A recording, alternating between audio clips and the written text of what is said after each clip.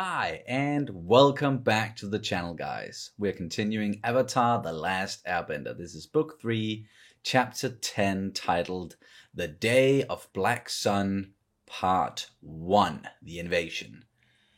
Yikes! We're here! Fucking invasion, it's happening.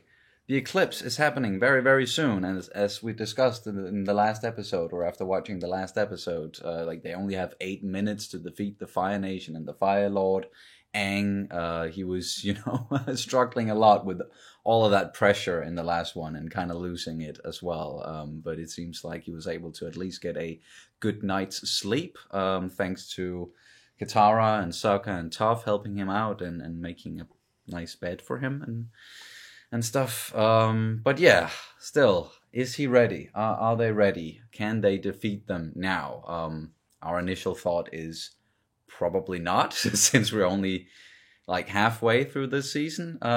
But you never know what's going to happen, and we don't want to theorize too much. So unless you have anything you want to get into before we try to keep with the Fire Nation colors. Yeah, I'm doing it as well today a little bit.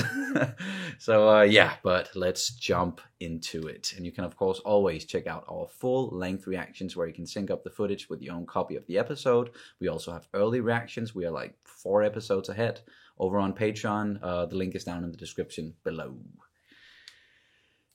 So excited for this. Here we go.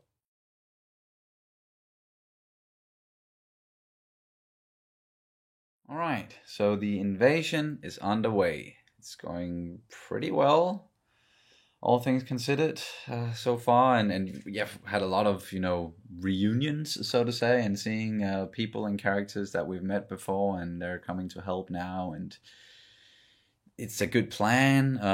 They really impressive with the submarines and the tanks and everything that they've built. But there's just one problem. Where is everybody? Where's the Fire Lord?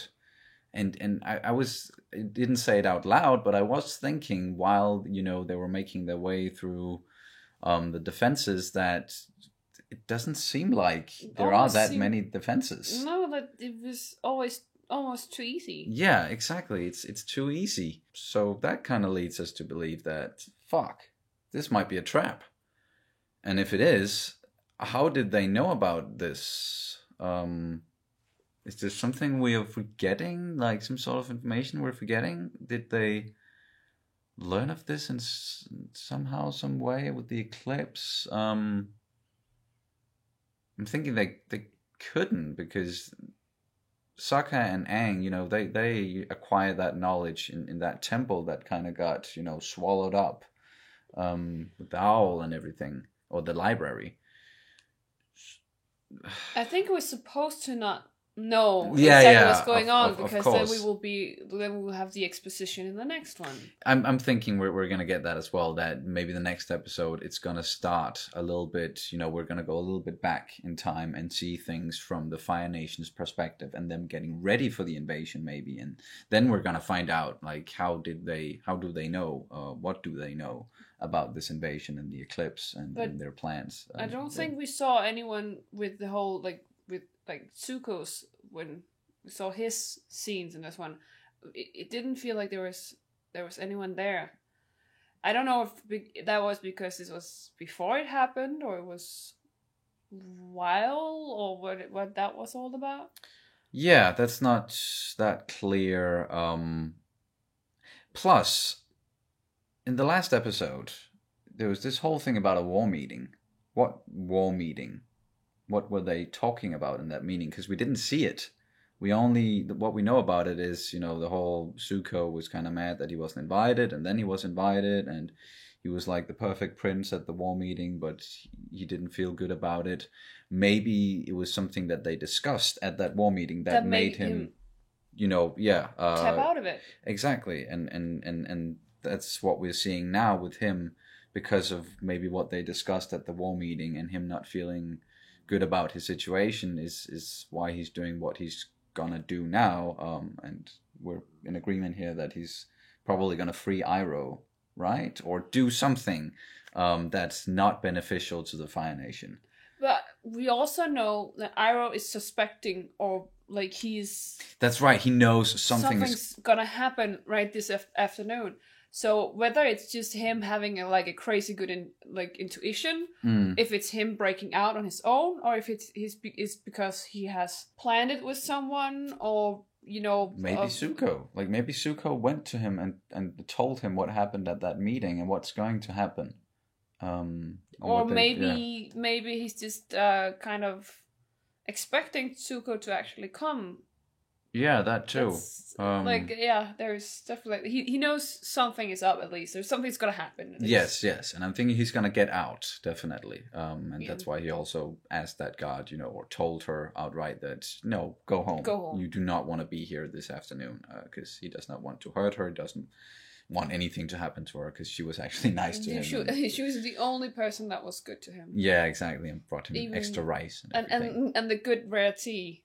And yeah, the tea. Most importantly, the tea. Yeah. Iroh loves his tea. So yeah, but yeah, we got to see them doing them initiating the invasion in this one, and how they were going to go about it, and the plan, and with the submarines, and going they weren't going through that wall of fire, they were going under it or around it, and it was a bit of a misdirect with the boats and everything, and then them going through and using all the bending, Sokka and Katara's father unfortunately getting hurt, but that opened up the possibility, or the opportunity for Sokka to take control and lead, which is something that he wanted to do because it is, basically his plan. It is, and it was a very well plan. Yeah, very well thought out. Well organized plan. It really is. It really is. And it seems like everybody they got to contribute, they are contributing in their own individual way, and in the best way possible. And people we've seen before. As you said, it was kind of a reunion. Exactly. And I was definitely not expecting to see some of these people again, like the swamp people, for example. But especially swamp people. Yeah, but I like, and that's also something that we have been talking about is, the gang, them moving through the country and the world, and rescuing people, saving people, inspiring people, and really making a change. So that's part of that as well, that the people they've interacted with in the past and saved and everything, that they're willing to come and help them, and want to support this cause, that is, defeating the Fire Nation and ending the war. And then it was almost weird to see, the gang put on their old clothes, and old, the Sokka and Katara wearing the Water Tribe colors again, Toph putting on earthbending clothes with the green, and then most importantly, Aang looking like an airbender again and shaving his head, so you can actually see the arrow now. But they changed their appearance up a little bit. A little bit, yeah. Katara has had her hair loose. Yeah, she has her hair down and wearing some armor. And short. I think her skirt was a bit shorter, maybe. I don't know. But and Toph had a little bit extra, braces. And they got some braces. Extra armor on, and they're ready for war, and you can see that with what Sokka was wearing as well. It's he's wearing what the other Water Tribe warriors were wearing. Those the cool wolf helmets. Yeah. I would be tempted to say that Dave Filoni probably had something to do with that, if not for the fact that at this point he was not working on Avatar anymore. He was working on Clone Wars, but he always had a thing for, wolves and incorporating wolf designs into anything he's doing, really. But either way, man, this was a good first parter, but it's just, there's a lot of questions now, especially, when it comes to the Fire Lord and where is everybody? What are they doing? And I think, or we think that's what we're about to see in part 2.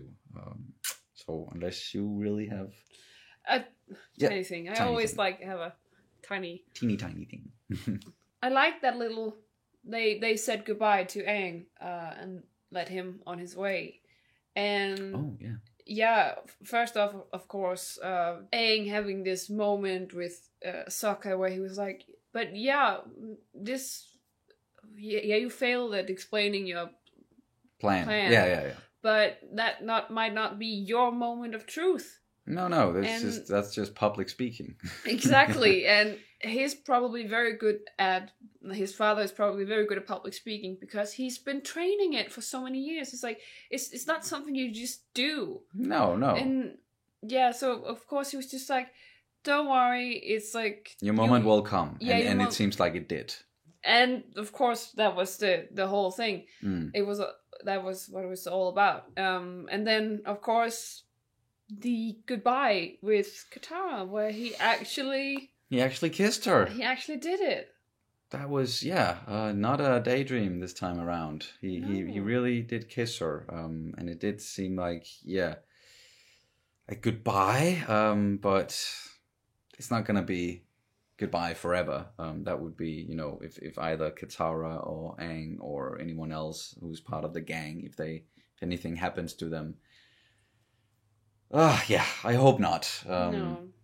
But it was nice to see that he finally, got the courage to kiss her. And she got all blushy. She probably enjoyed it. Yeah, I hope so, or at least the feelings are reciprocated. That she has a thing for him as well, and then when all of this is over and they've won and they're just gonna live happily ever after, is I'm being a bit naive right now, but still. It just struck me that Aang actually told us, and this might have been said before, but I don't know if it has. When he was shot down by that lightning from Azula, he said that his 7th chakra was blocked. Yeah. Or closed down or whatever. And that means he's not able to enter the Avatar state. Yeah, and that's problematic. That's problematic, but we knew that beforehand, because that was what the Guru said, that if you don't complete, the 7th chakra, then they will be locked off. They will be closed off to you. Yeah, but he was actually going through it again. And while he was doing that, she hit her. She hit him, with the lightning. Yeah, exactly. He was in the process of unlocking the last chakra because he didn't do that with the Guru. And then while he was doing that, she hit him with lightning, and therefore he didn't complete the process. So now it's closed off to him. It's locked away, and he won't be able to enter the Avatar state at all, ever, it seems.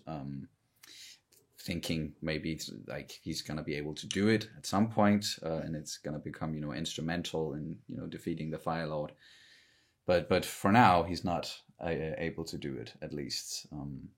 So yeah, it's going to be a problem. But that's going to do it for this reaction and review of Avatar The Last Airbender, Book 3, Chapter 10, The Day of Black Sun, Part 1, The Invasion. We're jumping straight into the next one, so I guess we'll see you very, very soon. Bye. Bye.